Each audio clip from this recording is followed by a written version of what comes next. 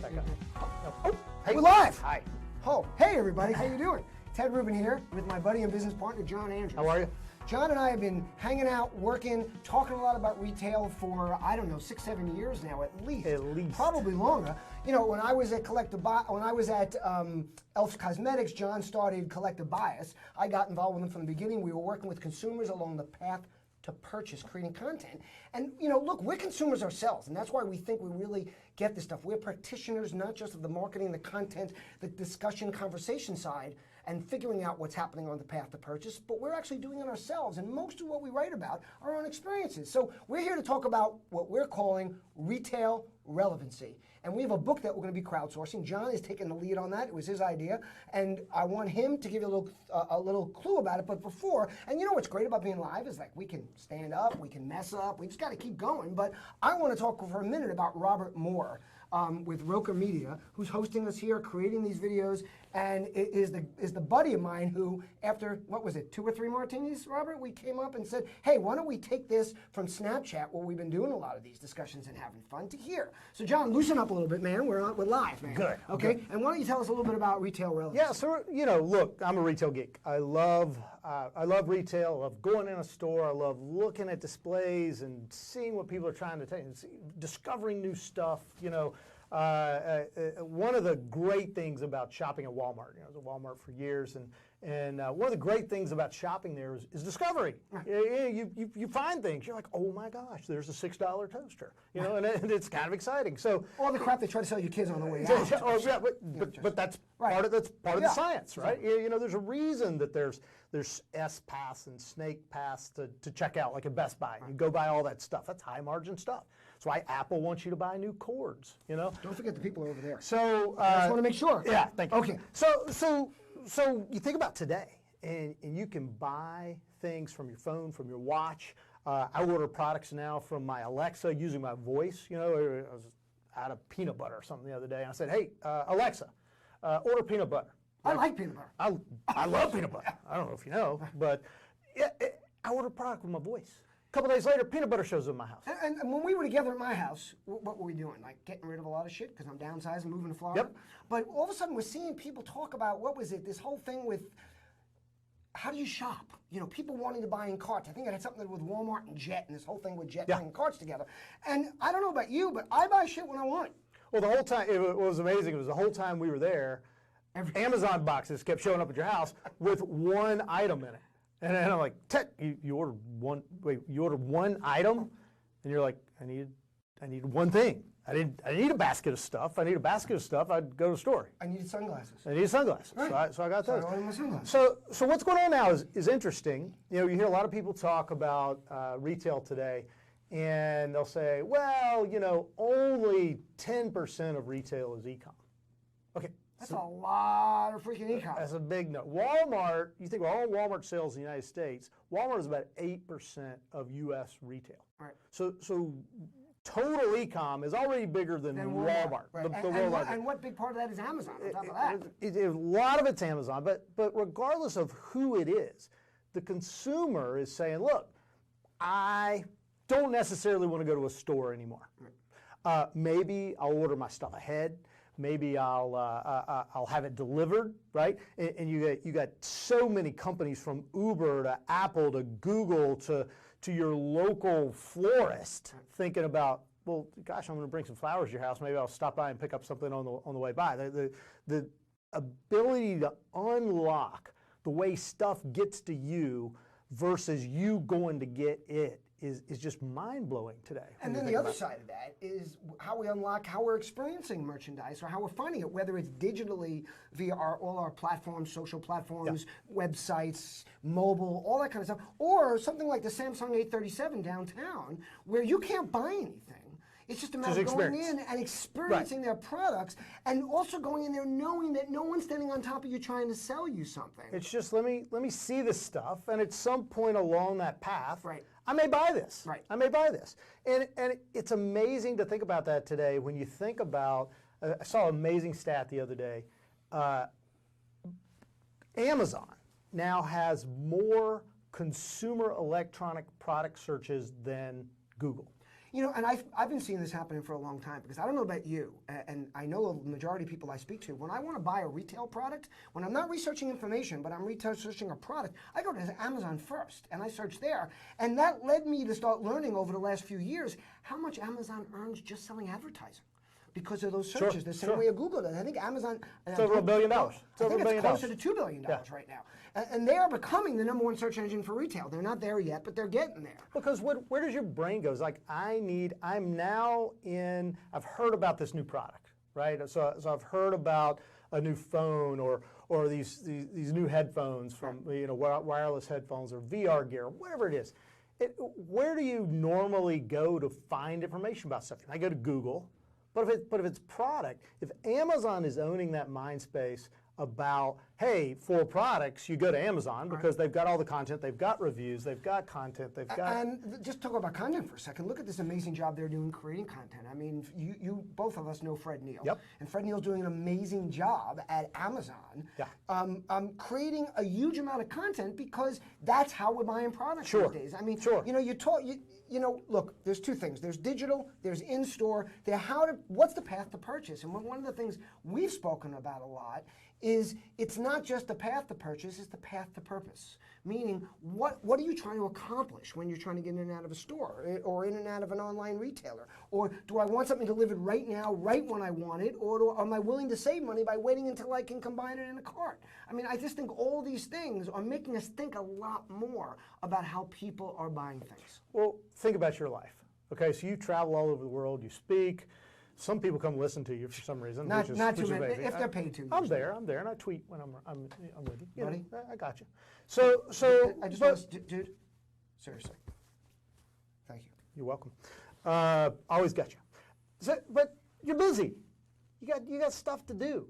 The last thing you want to do when you come home from your travels and you're unpacking your bag, and doing your laundry, and getting ready for your next travel, is head off to the grocery store, or think about like the part you need for your washer, or whatever it is. And not only that, I'm thinking of shit while I'm away. I mean, just like you are when you're in the car, or we're even at our kids' recital, and we think, oh man, I forgot to order that face cream. You can go right on in a second. Hey Alexa, send me face cream. There you go. Right? I mean, it literally, and that shit's your house. You know, if you remember, I was driving up to my niece's wedding a few weeks ago. Right. And I'm stuck in terrible traffic, and all I'm thinking about is when is Starbucks going to be able to deliver me coffee in a drone? I got my skylight, I got it open, I want coffee, I don't want to pull off the road and lose my precious spot in the highway line of traffic. On I-95? You know, but you know, I'm saying it as a joke, but I have to tell you that a few people jumped in and they're like, seriously? Like why not? Why is that not going to happen? Why not? So,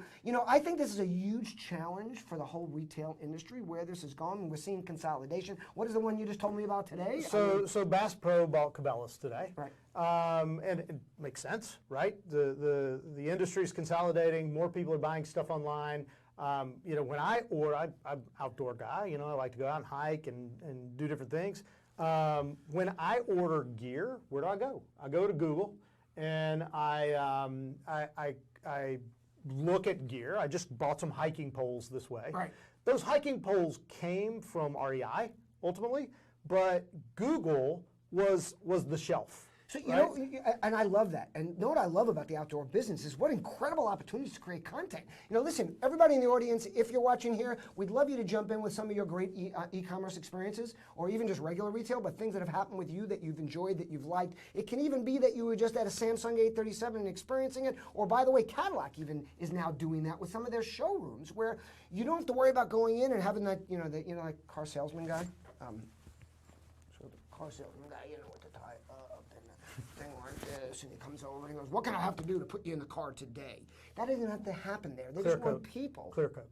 Clear coat? I need the clear coat. Right, the clear coat. I need the clear If coat. I throw in the clear coat, Clear you take coat, the I'll car. buy it today. You know, exactly. Yeah. You know, I don't know about you, but I hate freaking buying a car. So now they're trying to change that experience. So Tesla pre-sold over 400,000 of a model they're not even producing yet. Think about that. Yeah. So the largest selling car in America, Toyota Camry, Honda Accord, goes back and forth between those two cars. Tesla sold almost as many units as those guys sold. Leading car, pre-sale, people put down $1,000. they have no dealerships. I want to know, and by the way, this is to me where it's all going as far as there's going to be, just like with the Uber coming in and Airbnb and the regulations and the people that are lobbying to keep these people out, eventually that's going to fall away. But by the way, when Tesla comes out with the little two-seater convertible that can be pre-ordered, being that I'm moving to Florida and I'm kind of, you know, doing those kind of things, I'm ready. Because I'm not getting a Tesla with the 4 doors and the big hood. And you brought up the thing, you know, you and I have talked a lot about Jet and whether that's a good idea or bad idea for Walmart. Pound fail. But we'll see, right? We'll see. Might give the brand a different dimension. They might do some different stuff with it. They've got some proprietary technology. Regardless, the better dollars that Walmart probably spent in the last year was the $3 billion it invested in its people. Right. Because look, if you're going to go to the store today, you better have a good experience. Right. And by the way, it's not just people in the store; it's people digitally. It's the ability to let employees interact and engage with people. Now, my buddy David Kutcher, I think, jumped in and talked about an experience at IKEA. But David was also talking to me recently about a horrible experience his wife had with ASICS, where she bought a pair of sneakers. She's been a dedicated customer for years. They fell apart. I might be getting the story not 100% correct, but she reached out to them and she basically got a robotic answer, like, here, send in your complaint to XXX. Now, how about investing the same way that Walmart is investing in the people in the store, investing in the rest of your employees, empowering your employees to engage, to write a human thing saying, oh my God, I'm so sorry, that really sucks. How bad is it when your sneakers fall apart, especially if you're a yoga or Pilates instructor? What can we do to make that better? You know, and that doesn't mean you're going to give away the ship. It means you're showing people that you're actually saying. I talk about this all the freaking time, and it's getting me crazy, is that what's happening with all these online tools is they're trying to automate everything and make it robotic. People don't want robotic. They want empathy. They want someone to just be a human. Half the time, all they care about is somebody listening. And I'll guarantee you, if somebody had reached back to David's wife and said, listen, I really feel for you, and I've had that happen to me. I don't know if there's anything I can do right now, but let me just take a look. Yeah. She would have felt 100% better than the fact that now they probably lost a customer for life. Well, and imagine what happens in that situation too, is you've solved. Yeah, you need a moment. You need a moment. I'm okay. You need me to call somebody? No, it's okay. Okay, you good? I love okay. you. So I love you back. So imagine what happens though, the difference, because David's now told you that story. Right? You've told some people. Of course. He's told some people. His wife has told some people. What would have happened? Simply somebody said, gosh, hey, sorry about that. Why don't I send you a new pair of shoes? You drop those shoes in a box and send them back to me. Right. You know, my wife is famously skeptical of the internet, right? Because she's like, well, if I order a product, you know, can I return it? You think that has something to do with you and me and all the stuff we do? But she wants to avoid buyer's remorse worse than anything. Right. So we were doing a little project in her backyard and put in a little deck and stuff, and she ordered a John. Short of fan. Look at the people. And the fan, when we finally got it installed, thanks. Well, the fan we finally got installed didn't work. Had a little warp. So we had ordered that from Amazon. She said, you know, we're not going to be able to return this or whatever. So I said, email them.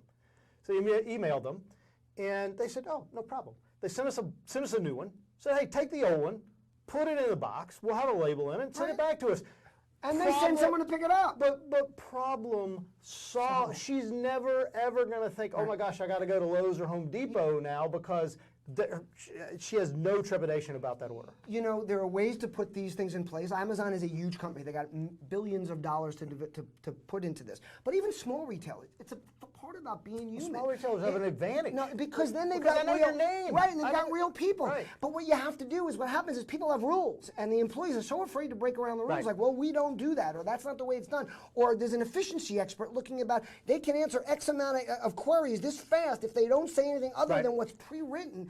And then what you're doing is you're losing the people, because all they want to know is that you actually care. I mean, this is what I'm saying. I truly believe this, and I've seen it. I saw it happen at Elf Cosmetics every day. We told the world. We always gave everybody a complete new order if anything was damaged in their order, because the average order was 16 pieces, and it was too much money for us to even bring it back. So we'd send them a whole new order. Solve the problem. But I started telling people about that on social. This is way back in 2009. Ownership went crazy. Oh my God, everyone's going to tell us that their orders came down. Right. Our complaints about damaged orders went up 0.0001%. But what went up like crazy was people screaming out to the world, oh my God, Elf gives us something brand new. If just one item's broken, and look what I got, and they told me just to give it to charity or to give it to my neighbors or to give it to somebody else. You know, it really is about connecting with people. I like to say that commerce, and please John, jump in if you disagree with me, has come full circle. Back, we used to go to our neighborhood vendor, our neighborhood grocer. We went to the butcher. Right, we went to the guy. The and butcher he knew us, your mom. And he knew what your like dad to save the ham bone for her stew. Right. Or to just chomp on it, like my ex-mother-in-law, who used to like gnaw off all the meat while she was still in bed. I mean, we shouldn't really go there. Okay, stop me, John, stop me. I'm gonna keep going. But the point is, these people knew you. They recommended things to you. They knew if you didn't like it, that they'd be back. They made things that were relevant. And then we all got anonymous. It was miraculous. Women could go shopping in hair curlers. Remember those days? Oh my God, because they thought nobody would know them there. But now all of a sudden they know that everybody knows everything about them. They did before, but they didn't realize it.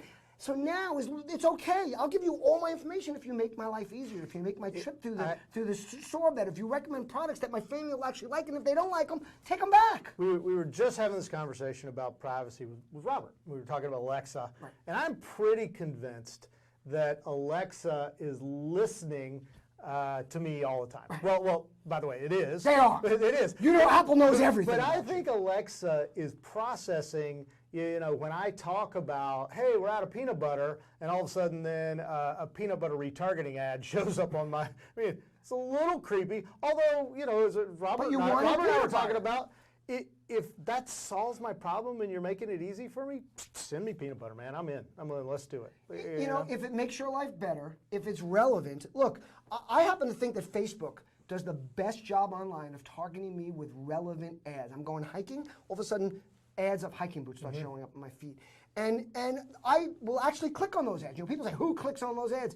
People do. I mean, that's why people keep doing it. But they do them because it's relevant, it's contextual, it makes sense, and it's not just something randomly sent in your feed. But more importantly, the ad it's the handshake, it's the door opener. You get sorry, I left you hanging, brother. Yeah. I love this guy. The relevancy piece. You're very lovely on this show. No, I am very lovely. I'm very lovely in general. Yeah, you are. We are sharing a room tonight. Right? We are. We are. Yeah. 2 beds. Yeah, 2 beds. So the interesting thing about that functionality of that Facebook ad is Facebook is also looking at your network and saying, gosh, I wonder which of Ted's other friends are into hiking too. Right. Because Ted clicked that ad. So friends of friends, you probably, if you're into hiking, you probably have friends that are into hiking too. You know, because... Well, here's what I've got to say right now, John. I think this has been awesome.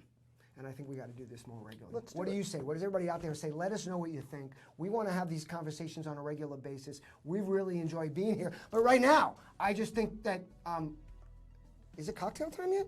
Oh, no, here comes the jamming music. Oh, the jamming music is coming, which means that I think we should dance this out. I think we're out, so let's come on.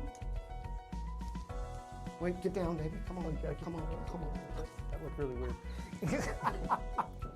Thank you, everybody. Looking forward to seeing you again soon.